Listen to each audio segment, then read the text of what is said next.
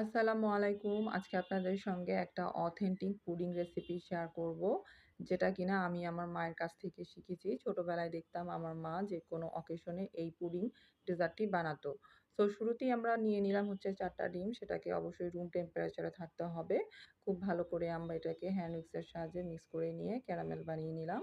আর এখানে আমি ১ লিটার দুধকে প্রায় হাফ লিটারে বানিয়ে নিয়েছি। এয়ার ফ্রায়ারে বেক হতে দিব 140 ডিগ্রি সেলসিয়াসে 30 টু 40 মিনিটের জন্য।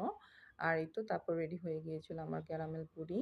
আর উপর থেকে ডেকোরেশনের জন্য আমি একটু কোকো পাউডার আর হচ্ছে গুঁড়ো দুধ স্প্রেড করে দিয়েছি সৌন্দর্যের জন্য। আর কিছুটা আমি এখানে ডেটস দিয়ে ডেকোরেশন করে নিলাম। দেখতেই পাচ্ছেন খুব সুন্দর ইয়াম্মি পুডিং রেডি হয়ে গিয়েছে। যেকোনো অকেশনে কিন্তু আমরা ইজিলি এই ধরনের সফট ডিলিশিয়াস পুডিংটা বানাতে পারি।